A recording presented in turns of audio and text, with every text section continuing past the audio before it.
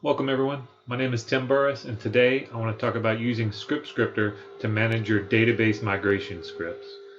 So there's a lot of ways to manage your databases across individual developers and then to your test and production environments. We've all used many different ways. Maybe it's a one big script file where when you want to add a column to a table, then you simply write your SQL script to add the column, put it in this big file, and everyone runs this file to make sure that their database is in sync with all the other developers.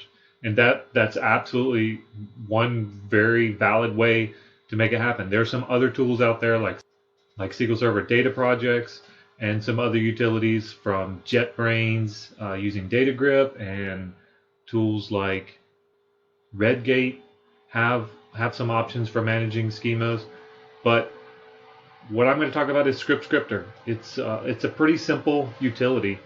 It's written right around the turn of the century. So in 2000 2001, developed this in VB6 right before .NET really came out. So and then been using it for 2 decades now. It's not in Visual Basic 6 anymore. It's been rewritten a few times to modernize it over and over.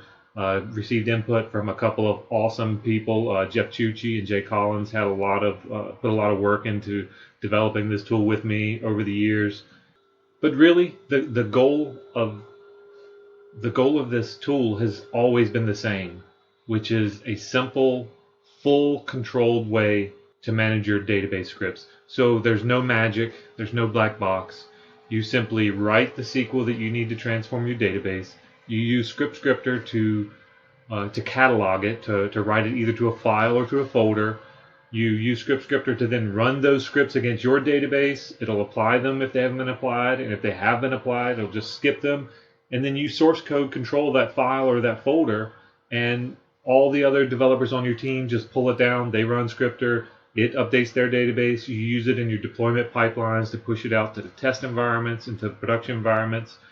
And it only does what you ask it to do. Unlike some other tools, it doesn't try to figure out all the changes that need to be made to get your database to look like another database.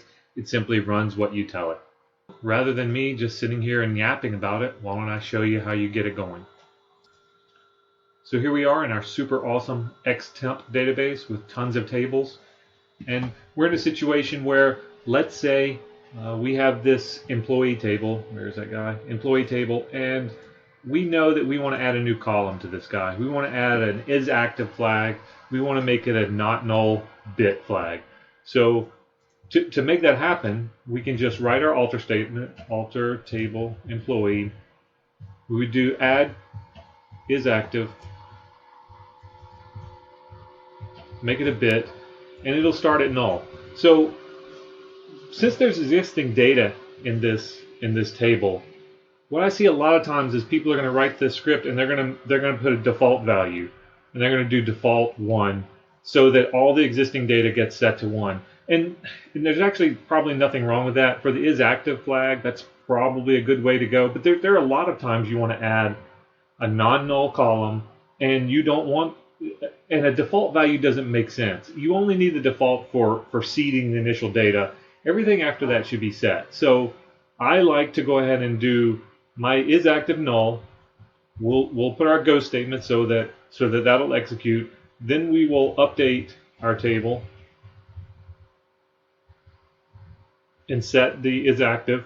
And here's the thing: maybe everyone is 1, or maybe we're going to set isActive based on some other criteria. Maybe there's some other way we know whether or not they're active or not, and we want to set it dynamically. So we would do that here. Then we would just do a go, which actually is not necessary. We only need the go statement after we added the column, because otherwise the update statement will be part of the batch and it won't recognize the column. But we will we'll issue our alter statement next, and we will make it not null. So with these lines, and I clearly, because I'm on this video, don't know how to write an update statement. So with these statements, this is how we can create the column. We can go ahead and set it isActive, and then we can make sure it's a not null flag. Now instead of running this, I'm just going to take this script and I'm going to fire up ScriptScripter, and I'm going to start from the very beginning. So I'm going to fire up ScriptScripter. When I first run ScriptScripter, the first time I have to put in, I'm going to put in my name. Not important, but this is just going to be stamped in the script file. So that when it gets committed to source code controller, when you're running it against another machine, you can see which developer authored the script, but it really isn't that important. So we'll just go with my developer name, and then this is just my local connection. Doesn't have anything to do with production servers or anything like that. This is just going to be for running on this machine. So I'll just let it be my default instance and use trusted connection. I'll just make sure that, yep, sure enough, that's good.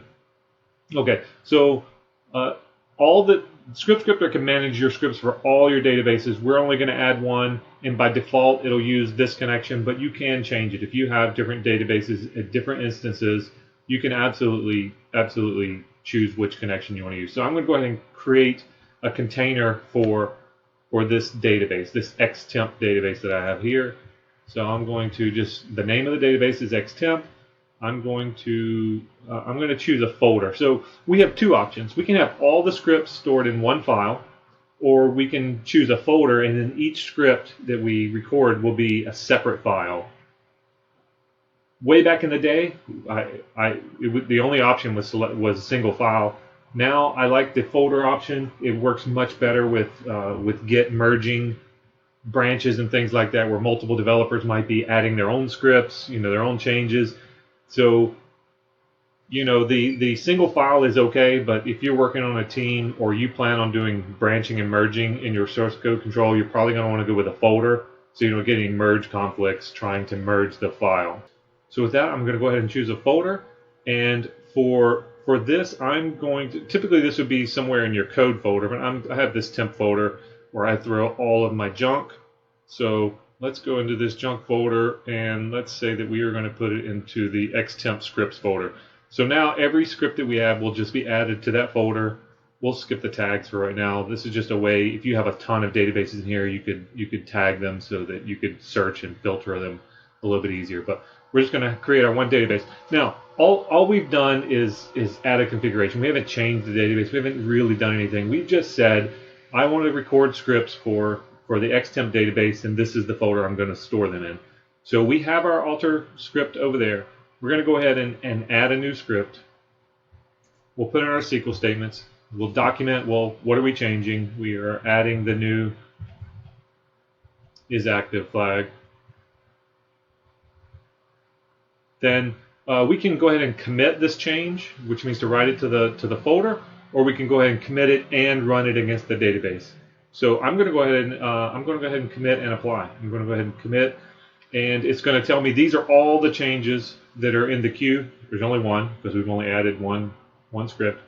And now we're just going to release the Ninja. Now, if you don't know, which you probably don't, the Ninja is what really makes everything possible. So there he was there for a short time and gone. He's the one that does all the work. Without him, there's just no way this would be possible. We've run those scripts, so now expect that column to exist over in the employee table. We didn't get any errors, so clearly what we did worked. We'll refresh, and there's our isActive. So let's just talk a little bit about how that worked. So, like I said, this ScriptScripter manages all of its scripts in this folder. So I'm going to just open up this folder, and the folder only has one script file in it. That's the one we just created. It's given a GUID so that as multiple developers add their own scripts on their own machines at their own time, when we merge those scripts in, there'll be no conflicts. But also, this ID is used, it's recorded every time we apply a script to the database. It's written to the database so that it will know that it no longer needs to apply the script. So once 1455b8d gets run against the database, it'll never run it against that same database again. So ScriptScripter will just look through this folder. It'll find all the script files. It'll check it against all the scripts that have ever been run against your database, and it'll run the ones that are remaining in order by the date. So if we open up this file, we can see the script that we wrote and then the extra metadata that gets appended with it. So we have the script ID, which is also the name of the file. We have the developer, we talked about that. We have the notes that we typed in. We also have the UTC date time that this script was created. Now, the importance of this date time is when ScriptScripter evaluates which scripts that need to be run, the ones that have never been run, it's then going to order them by this date and apply them in that order. So whatever order the date puts it in, that's how it'll decide whether it runs one script before the other.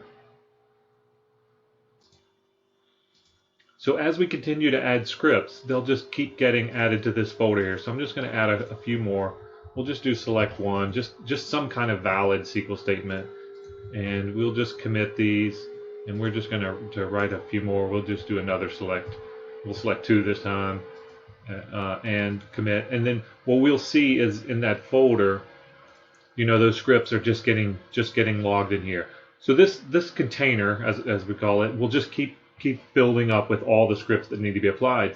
But when we actually open this and we compare, ScriptScripter is going to look at the folder, it's going to go through all the scripts, and it's going to go through the database and find out which ones have not been applied. And you can see it says it's out of date. It's saying that we do have some scripts. The last file is dated 1/11/11, and in the database, the last one that it's been applied was at 106. So when we hit this review and apply, it's going to show me all the scripts that need to be run. And it knows that the first script, where we added the is active, has already been applied. So it's saying it's going to run these 2 scripts in this order. So it's going to run a select 1, and then it's going to run a select 2. And, we just run that and release, and it's all done. Everything's beautiful. And now when we look at the status, we can see that it's up to date. The scripts that are in our file, in our folder, I should say, match the scripts that have been applied to the database. So everything is good to go. So how does it know which ones have been applied to the database? Well, it definitely doesn't use magic. It simply uses a database table. So if we look at our xtemp database, when ScriptScripter runs scripts the first time, it will simply create a schema called ScriptScripter, and it'll create a table called applied revision. So with that, we can simply look at that table, select,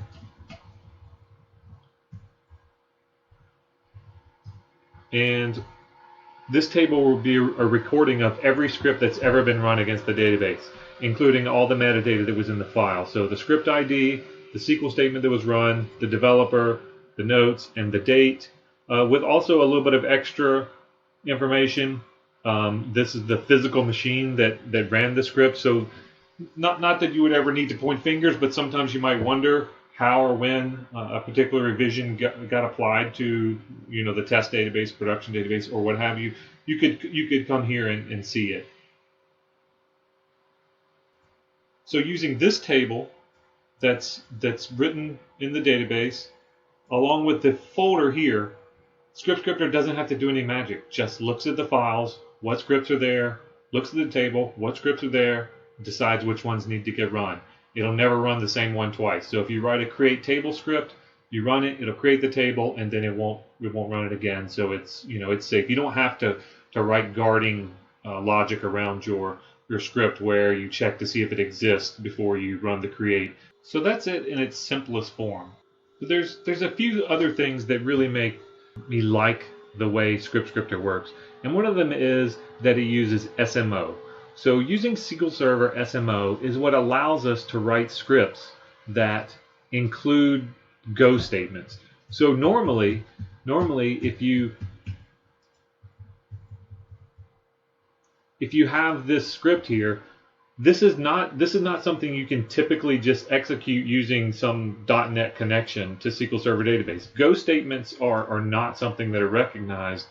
You can't just put this into a normal .NET connection and run it. But using SQL SMO, all the syntax that's valid for your query analyzer here is valid to be put in. So that allows us to write these Go statements, because without these Go statements, you'd have to break these up into separate scripts. Now, You could make an argument, well, these should be separate scripts, but I disagree.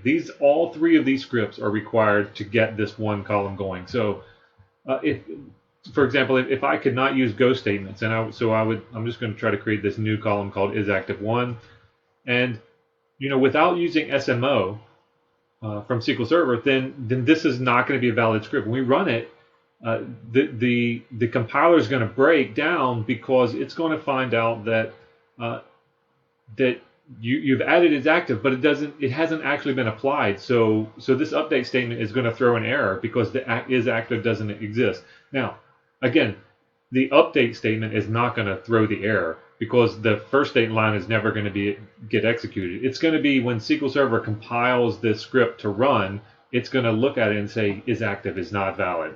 So if I highlight all of this and try to run it, then I'm going to get an error. It says invalid column name isActive1, and that's because we don't have those go statements in there to separate it, to tell it first you need to do this, and then once that's complete, then you can do this. And another thing that I like, or just that I like about ScriptScripter in general, or just this idea that you don't use a black box like SQL Server database projects.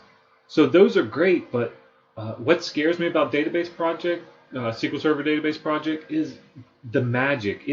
It takes your database and it compares it to the database you're transforming to and tries to decide, well, how do I transform the database that's there to look like the database that you want it to be? And that's kind of a scary concept. I find it just unnerving that I might accidentally transform the database in a way that I didn't mean to. So I prefer this approach where the only changes that will be applied to your database are the changes that you explicitly tell it to make. And you don't have to use it just for schema changes. You can use it for both the schema change and the seeding of data that go with it. Let's take, for example, this employee table again. So let's say that we are going to add a new lookup table called employee type, and we're going to add a foreign key from this employee table to that employee type. Well, the first thing we would want to do is create an employee type table and seed it with some data. So let's go ahead and do a new table. We'll go ahead and call this guy employee type, and we'll go ahead and create a primary key. We'll make it an employee type ID, and we'll make it the primary key, not null. We are not going to auto increment because these types are going to be static. They're going to be explicitly set. You don't want it being different on one person's machine than another. It should be non-auto incrementing. And we will give it also a name. We'll make this an invar, maybe 50. It's going to be short. Good. And this will be not null and unique. So we have our script. So this would be the script that we would use to create our table. So we would copy that script. We'd switch over to ScriptScripter. We're already on our XTemp database.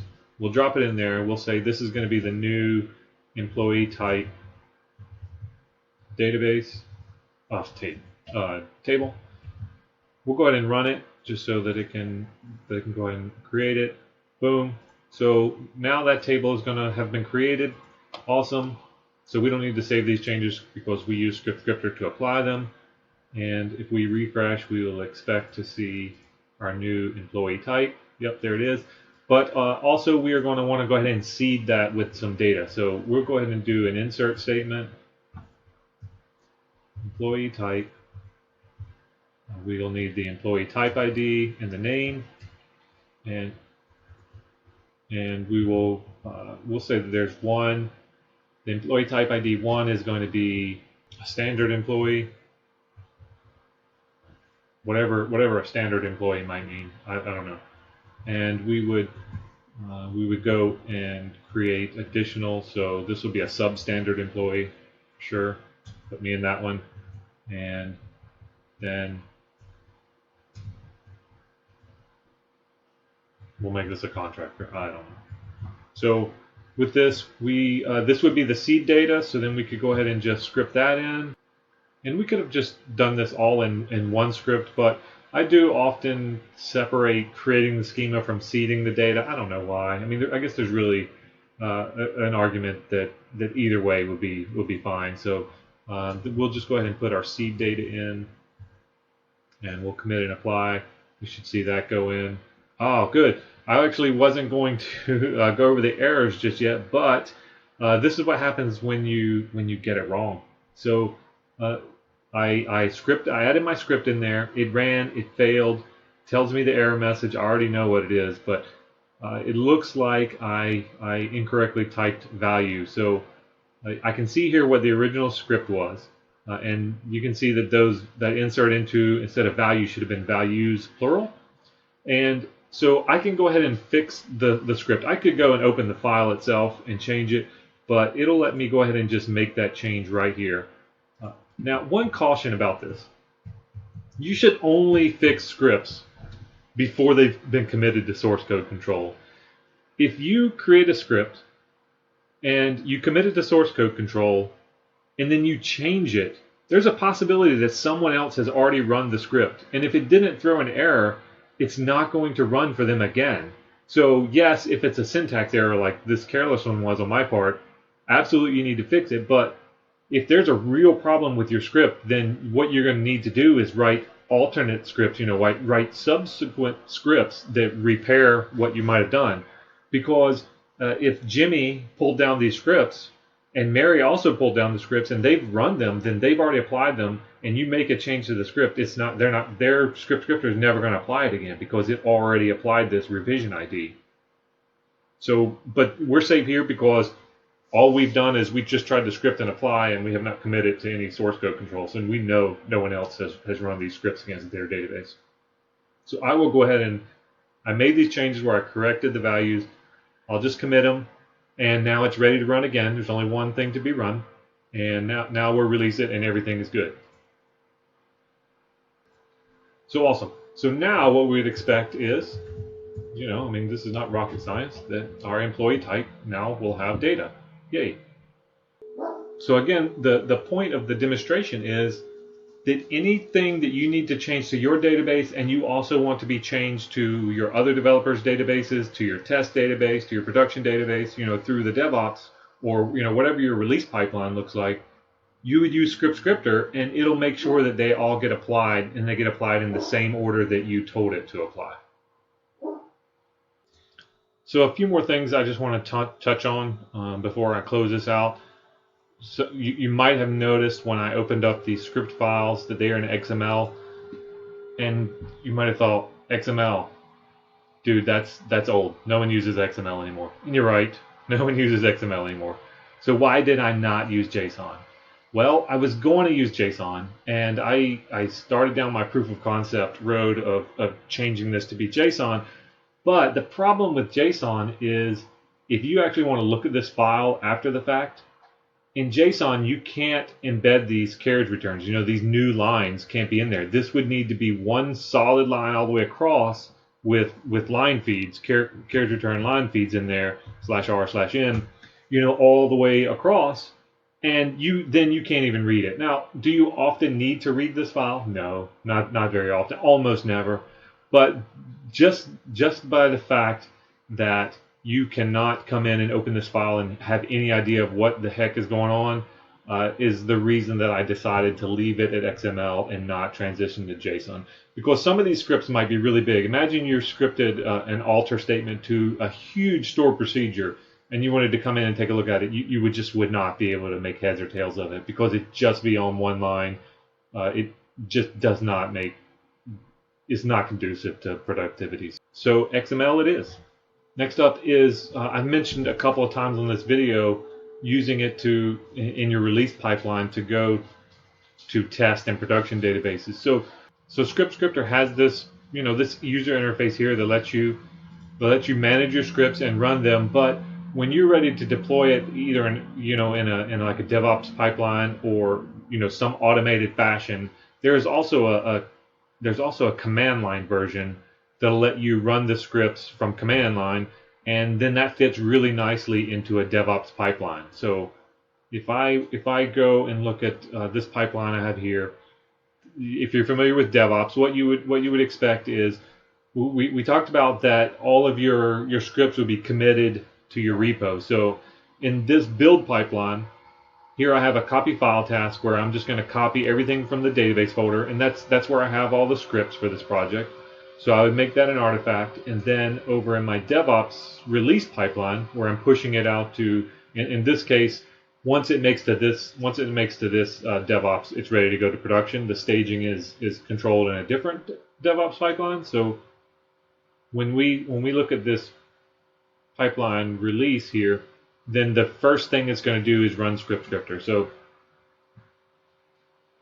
So you know the executable is included in the artifact payload, and there's just command line parameters, and it's all documented in GitHub. But you tell it the server name, the database name, where the scripts are, and this particular ScriptScripter is using the single file scripts instead of a folder, which is fine, and username and password that you might need for SQL database. In this case, it's using SQL authentication, so you need a username and password. You might use integrated security or to run as the current user. But point is, you can just put this little script into your build pipeline, and whenever it's run, it will apply the scripts as part of your release pipeline.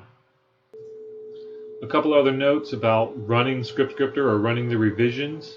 When the revisions are run, they are run in a transaction. So either all of the scripts in that batch will succeed, or they will all fail. And to demonstrate that, I'm going to go ahead and put a couple of valid ones in. So we'll do select one. This will be A. We'll just commit it. We're not going to apply it as yet. We'll do select 2. Commit it. And finally, we will create a script that's invalid. So we'll just put that in there, bad, and we'll commit that. And when we go to run these scripts, we open that xtemp. We can see that it's out of date. We hit review. It's going to show us all the script that it wants to apply. Select 1, select 2, and then our bad script. So we're going to go ahead and release the Ninja, let him go, and it's going to show that the first 2 worked, but the last one did not. I'm not going to fix it just yet.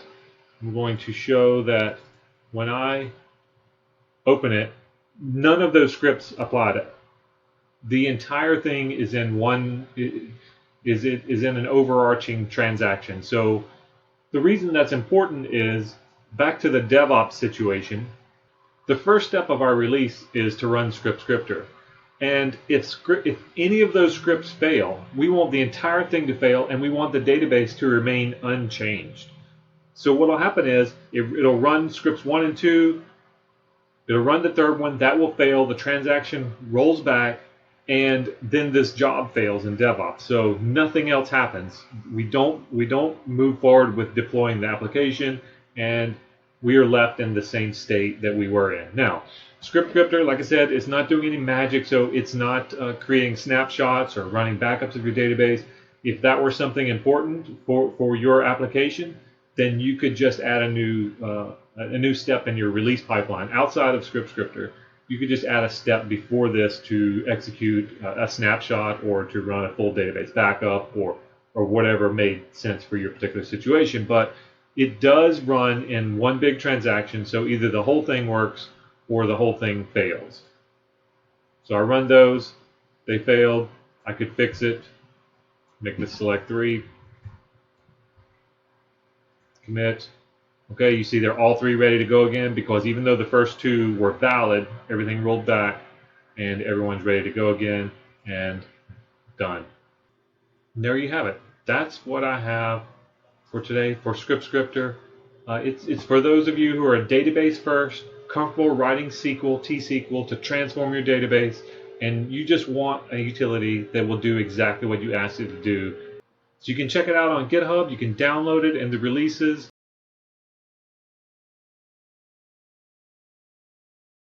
All the code is available. You're welcome to fork it, change it to be what you want. Yeah, really just the one thing I will say is if you're going to fork this and make changes to it. Don't remove the ninja. If you remove the ninja, there's really no telling what'll happen. I suspect bad things. So do not remove the ninja. I think I'll probably try to do a few additional videos about ScriptScripter in the future. But as always, I hope that you found the information on this video useful.